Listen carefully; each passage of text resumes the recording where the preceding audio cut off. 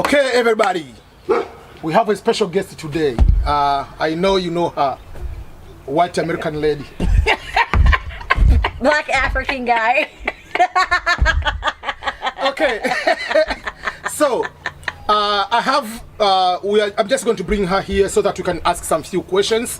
I know on my YouTube channel people are asking so many questions about when you come here, especially the green card lottery winners, when you locate here with the family. Maybe those are kind of the questions about schooling, about life, about purchasing stuff, whatever, all those kind of things we need to know.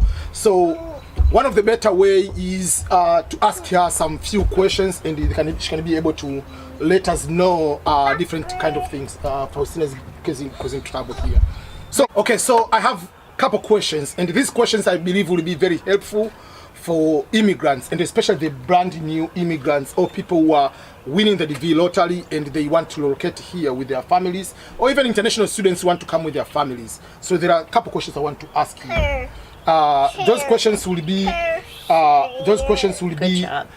ranging from saving the money. Go ahead and go saving the money from purchasing stuff, what are the techniques you are using, and all other kind of relationship and all those kind of things of questions. So let me go straight to question number one.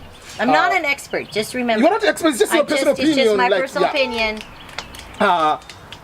If someone comes here, is a brand new immigrant, green card lottery winner from day one. Claire, play with your sister. Claire now. Sasa. It's your first time someone comes here, and let's say you have the child or children, and they want to save some money from shopping. What advice will you be able to give someone? What are the techniques do you use if you want to shop? Wow. Because sometimes, for instance, coming from Africa, myself, I'll be thinking, let me go to the nice mall, get good stuff.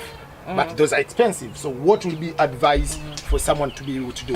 Okay, so the basic thing is that you want to get quality sometimes more than quantity, because you've got to eat to stay alive, and so the quality of your food is more important than the quantity.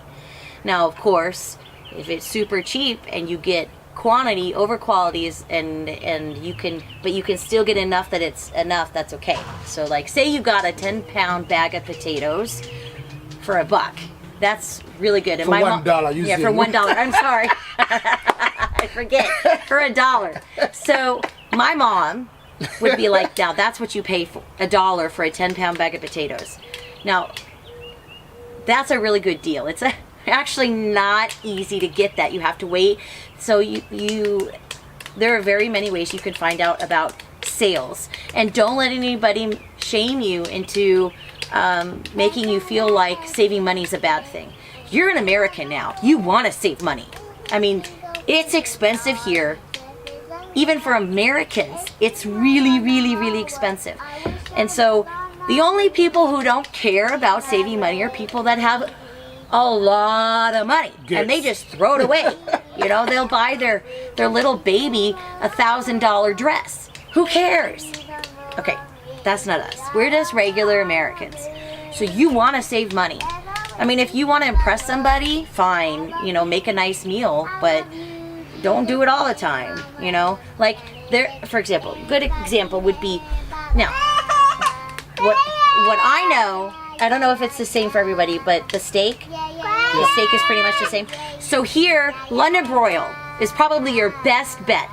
London broil is probably your best bet. It's a cheaper cut. It's still expensive, but it's a cheaper cut than a lot of others. See, when you go to the store, it's very rare that you're going to find a butcher unless you're somewhere in a really big city and you go to a butcher. But anyway, they're still going to have cuts of meat. They don't just give you whatever. Yeah. And you have to buy that meat. It's in a package. It's wrapped up, and it's going to say the name of the cut. Okay? So what I've seen the past 11 years with Ernest is he likes a really tough meat, something he can get his teeth into. So that's extremely opposite of what Americans like. Americans like a very tender, juicy, just melt in your mouth like type a baby. Of meat. Like, exactly. So, you know, there's some really expensive cuts of meat. Like, you could pay like $15 $20 per pound. And okay. 1 pound is a half kilogram, by the way. So be very careful. Don't just buy any meat. And also, we also figured out that you don't have to buy steak, if you're gonna eat it, we figured out that you could just buy like what we call a roast, R-O-A-S-T, and it's kind of like, you want to explain, it's like a rounded piece of meat, and they're gonna have a name for it, like now I'm not going to remember the names of these roasts, but the point is that it looks kind of rounded, and it might, like, one side of it might have fat on it, because usually in America what we do with these roasts is we put them in the oven and it gets like that crinkly, crackly on the fat, and then the fat juices go into the meat, okay? But for like Ernest's purpose, he'll cut the fat off, and then he cuts up the meat, and then he puts it on the skewers, you know, and then he has mishkaki. So that it's just a way to save money, and usually convenience costs more money. Anything that's easy costs more money. So if the meat's already cut up in little pieces, it usually costs more money because someone has already done that for you. Yeah. But sometimes you need to have the convenience, and so you pay the extra 30 or 40 or 50 cents per pound because it's convenient for you. But so you have to know, and you have to budgeting to know how much is it, how much do I have. You just don't go spend money. And if you have to eat, like when we were first married, it was bread and peanut butter. That was it. We were really, you had to be really careful. And so it's only nowadays, and even then, that we're really, we're careful. Meat is more expensive than chicken or steak or pork. And gizzards in the yeah, and actually gizzards, liver, heart, these are things that are actually really cheap. So if you like those things, most Americans don't really care for them. In the South, it's in the South of the United States, it's a bigger, more people like it. But here in the Midwest, and the West, in the East, in the Northeast, whatever, people don't really get it. So sometimes you're not even going to be able to find it, but other times you'll see it either frozen or in a little container. So usually you can get 1 pound of gizzards, the one from the chicken, for $1. Mm-hmm. While in Tanzania, for instance, you can get two just like pieces. 2 pieces or 3 pieces for 50 cents. See, so here it's cheaper, and over there is expensive. But actually, it's much healthier for you. Those pieces of meat have so much protein. It's pure protein. So here in the United States, we're spoiled. We really are. Just like other things like which we usually take for granted, like the difference between brown egg and white egg. The price of brown egg is higher than the price of white egg. And the only reason is because it's the what do we call it? We're kind of society of we're not socialist. We're what is it? Typical capitalist. Capitalists. We're capitalists. So people are gonna try and make money any way they can. That's not evil. That's just the way that the society is. I'm not saying capitalism is perfect. Absolutely not. But here's the thing. Whether your chicken lays a white egg, a brown egg, a blue egg, a pink egg, a spotted egg, it doesn't really matter. It's an egg. And but here, for whatever reason, people believe, they've been led to believe that brown eggs are somehow healthier than white eggs. And that's not the case. So buy your white eggs. I mean, it just by the way. Anything, yeah, that would be like just. Can I just say something about eggs real quick, because this is really different. In the United States, the eggs are washed before they're sent to the stores, so you have to keep them in the refrigerator. It's totally different than even in the United Kingdom or Africa, where you get it from the chicken, you don't wash it, and because when you wash it, you take off that protective layer that's already been put on there by the hen. Yeah, so that is another way of saving, like how are you going to buy? And sometimes, let's say, I'm giving an example, today we are buying the meat. So I purchased the steak, which I know the due date or the day is supposed to. You also have to check the dates, yes. Right? That's another thing. It's going to be like, it's going to be on Sunday. Right. But it's cheaper because it's going to expire, or like you must use it before or put in the freezer by this date, because it's quicker, closer date. It's become cheaper, and I know I'm going to use it probably tomorrow, very late on Saturday. But it's really important that you know about dates here, because meat, chicken, whatever, anything that's not shelf stable where you leave it in a box and it won't go bad. those, if it doesn't, you've got to check dates. There are people that will, even in America, they just pick stuff off that, even if it's milk or whatever, and they end up with bad milk because you can't count on the store to just take back the expired things off. And if you need to understand more about this, please ask. I would really be helpful. I'd be happy. I don't want you to waste money. And you were asking me how to save money. So there are so many ways to save money. You can go to Google and type in save money on groceries. What would you call it? Is you call them groceries there, or like food? Save money on food. And there's things called coupons. And nowadays you don't really. There's not a lot of cutting out in the paper and things that, but it's mostly online. Like if you are at, for example, if you shop at a specific food store, many times they'll have a website, and you just sign up. Just get an email, sign up for their little card or whatever, and then they have electronic coupons. And you just check them all. Who cares? And if you buy that item, you're gonna save money on it.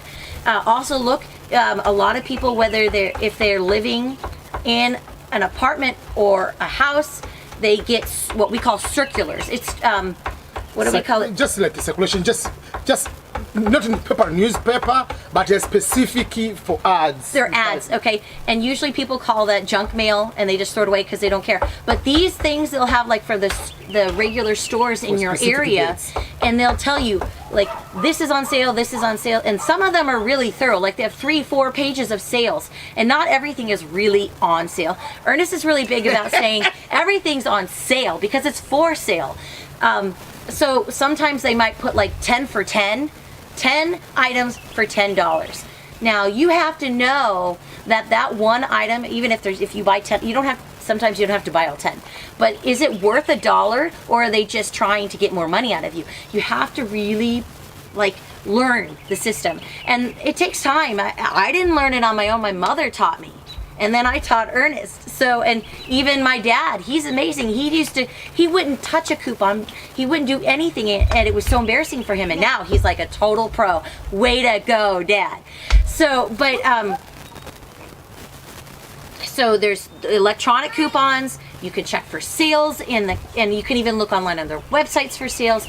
Also, if the places where you shop are closer, then it's okay to go to this shop for like 5 things and 10 things here. But if you have shops all over the place, sometimes it saves money to just pay a little more.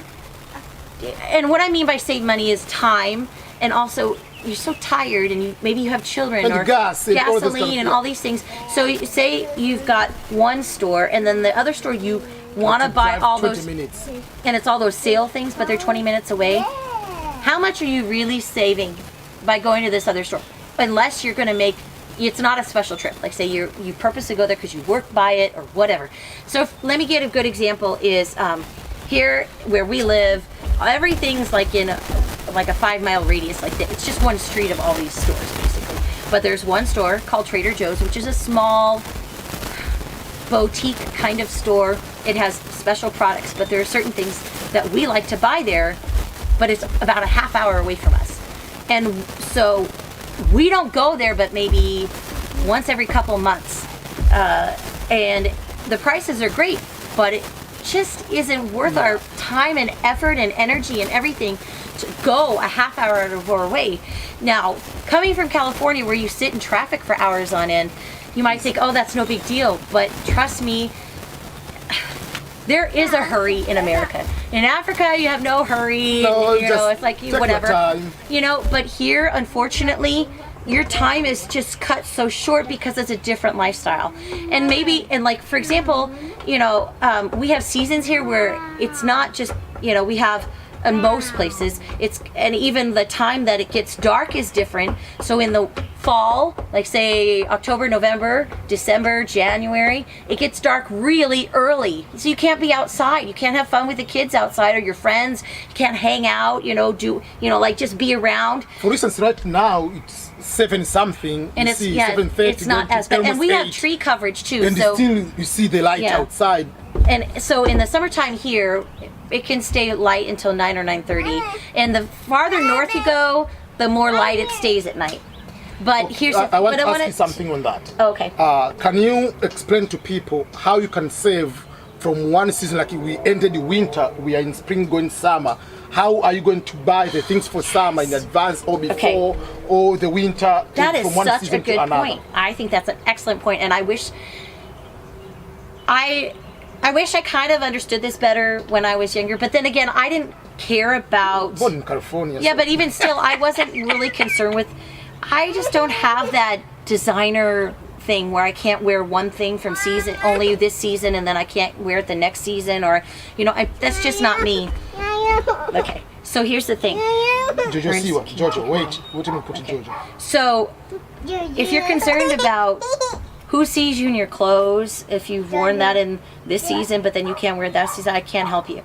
But if you're okay with wearing clothes from season to season to season, or it's that particular dress or pair of trousers or blouse, or whatever, was made in 2020, but you're still wearing it in 2021, okay, then I can help you. So here's the thing. Here in the United States, sales is huge. So it's just another marketing technique, okay? So basically, what you never want to pay full price unless you absolutely have to. Full price means is like convenience, and it's usually marked up so much. So I have this really pretty silver colored sweater, and it was originally $75, and I wasn't going to pay $75 for this beautiful sweater, so I waited until it was on sale and I had a coupon and all these other things so I could get it at a lower price. There are various stores that they're known. They've actually had problems with because they put their merchandise out for the first time and it's on sale. For example, Carter's, Oshkosh B'gosh, and Children's Place. These are all children's stores. They're boutique stores, but they have good clothing, usually. It's not Target or Walmart. I mean, it's still probably made in China or somewhere else, but the quality's a little better. So anyway, these stores, when they put out most of their merchandise, it's already on sale. 20, 30, 40. They'll use words like doorbuster or whatever. Basically, they're just trying to get you. But here's the thing. You're still not paying full price. So full price is really only a convenience that you should absolutely do if you have no other choice. Yeah, like some people they know that I have different type of hoodie I'm wearing on my videos. Right. The time I decided to purchase those one, it was almost near spring. So I was going to talk about that. They were about like $25 each, but they were $7 because they the cold is almost over when I was purchasing them. So here's the thing. What you want to do, so for example, if you're not in Hawaii, if you're not in Florida, California, these are, or like near the Gulf of Mexico, things like that, they still have a variation in temperature, except for Hawaii, of course. But basically, it's not as cold. I mean, I did wear sweaters and trousers in California when it was wintertime, but it's not significant like these other places. Like we live near Kansas City, it gets really, really cold. So but stores still do this. So what they'll do is, let's just start with summer. It's just easier that way. So all the summer clothing will come out in spring, like towards the maybe like a month into the spring season. So I'm talking about the spring equinox or whatever it's called, the spring, the actual date. So, and they start putting out all these summer clothing, like your bathing suits and your shorts and your t-shirts and things like that. And then, so those things are out, okay? Like little dresses, whatever, okay? And then we have like back to school. Most children here in the United States go back to school between August and September. Some have year-round school, but it's still kind of like that. But so that's back to school. I know that's a lot different than in Africa where you go back to school in January. So, but anyway, here back to school is August and September. So, and even like the colleges and universities too. So they'll do like back to school sales. What happens is they're rotating out the summer clothing and putting in a little bit of warmer clothing. Okay, so you might see some jackets or some longer sleeve shirts or some trousers, sweatpants, sweatshirts, whatever, jeans, things like that. And there's going to put marking down, like lowering the price of the summer items. Some things will never go on sale. And that's just the way it is because it has no season, or they don't care because it's they can sell it all the time or whatever it is. Like for example, and I'm not going to go on a tangent, okay? But like Apple products, the only time they ever go on sale is on like when another product comes. Well, like not even another thing. Or there's Black Friday, and it's like $100 off. Okay, that's not really a sale. When things are $1,000 and you got $100 off, it's not a sale. So they can sell those things anytime. But clothing seasonal. Okay, so then you're gonna have like the fall clothing, and then it starts to get colder, like November, December, depending on where you live. It could start snowing in September or October. Yeah. If you're living in Montana, Dakotas, Wyoming, things like that, it gets cold fast. So they're gonna have all of their jackets and all of those other things out earlier. And so then you're gonna buy, okay, so then winter, then they're gonna bring the spring things in probably January or February, because people are so excited to get rid of the cold. So they start bringing these things in. And so the winter things will go on sale, and then the spring stuff. And then we continue, then we go into summer. So basically, what you want to do, if you want to save money on clothing, and you can pretty much guess what size either you or your husband or your family or your children will be in 1 year's time, which is, if you're not going to gain weight, if you're not going to lose weight or whatever, it's pretty easy to figure that out. And even like the little ones, they only usually go up one size per year, usually. Not the shoes, but the clothes. Yeah. So say, for example, right now, Claire is 5 years old, and she's in usually like a 5 or a 6. She's heading into a 6 because her birthday's in November. And she's very active.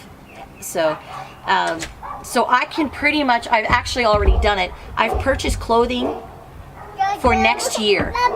That's size 7, 8. So 7, 8.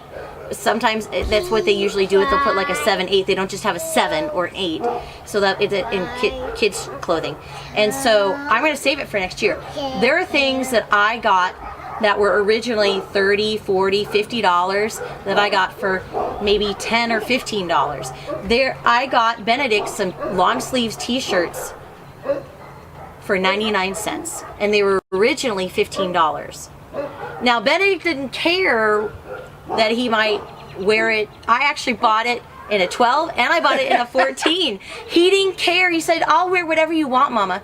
And for 99 cents, I think I can handle buying a couple t-shirts, but you gotta watch those sales, and things sell out quickly, and it's all on, the biggest thing is it's easier to do it online, and I think people have learned this with COVID. You could, buy online. If you measure your children, we use inches here, so and it'll have like size charts usually on these websites, so you can tell your child is this long, or their waist is this long, or their hips are this big, or whatever it is. And also projection of growth when you go to the doctor, they tell you how many inches they might projection. Maybe but even still, like I said, they probably only will go up one size or whatever. But here's the thing: if you end up buying the clothes and they don't fit your children next year, but you keep the tags, you could resell them online, like eBay or whatever, or give them to charity, or you could resell them in your community. There's various ways to do it. So basically what we do is we have plastic containers, and we take all of the clothes that we're going to use next year, and I just keep them all folded nice, keep the tags on them, and I put them away, and I save them until the season they're for. So we have jackets and sweaters and things that I will wash, and then I will put them away for next season because they're going to still fit the children. Usually a jacket is pretty good for 2 years. And where did you get those? Over there. Okay, sorry, the children. So, but and there are various other things. But now that we're heading into summer, I'm looking for t-shirts. I'm looking for thinner, long sleeve things that I can buy for next spring. I already bought some winter clothing for next year, and I actually got a coat, a $65 coat for $15 for Benedict. And so he's growing. We say he's growing like a weed. Yeah, give to Faustina. Say he's growing like a weed, and it means like the weeds, they grow so fast and so high. So Bennick's getting older, so that's why. But I highly encourage, even with adult things, if you can wear them, keep wearing them. Like you know, don't just say I wore it 5 times, I can't wear it anymore. And also how you launder things is really important. Here in the United States, with I would never suggest that you wash most of your clothes hand washing, because it takes too long, and you're gonna find out it's just not. But also, you have to read the directions on what what your washing machine can do and how it does it, because there are different cycles, like delicate and medium and then like super dirty and all of these other things, and you have to be able to figure out what's best. Never wash your clothes in hot. They will just get totally destroyed unless you know. And see, okay, I'm going to show you. There is a label here. It not only tells you the size of this clothing, but if it's here, or sometimes there's a label on the side. Or, I think it's on this side here. I might have taken it out. But anyway, it'll tell you the washing instructions. If you don't understand, just ask somebody or Google it. But just let me finish. Yeah. So you really want to be very careful. You can always wash your towels in hot, but you have to be careful with other things. But you really want to take care of your clothing. One way to take care of clothing is to hang dry. If you have a place that you can hang dry your clothes and it's not in the way, and I highly recommend hang drying clothes because okay, wait a minute first. You're going to already have wear and tear from the washing machine. So if you put it in the dryer is, it's a lot. So if you hang some of your clothes to dry, then it's keeping the fabric from deteriorating a lot. There's some things it's either too hard, or it's just a waste of time, or you need it right away and you have to do it. And then there, of course, are clothes that you have to iron. Is it really worth it for you to iron stuff? That's something you have to decide.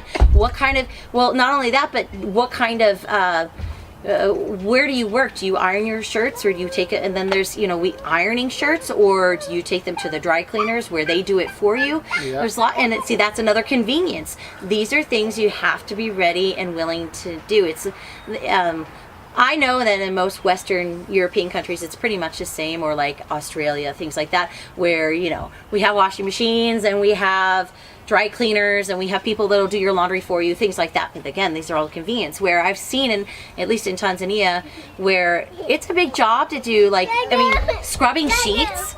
That's amazing, and that's a lot of work, and that's a full-time job just doing laundry itself.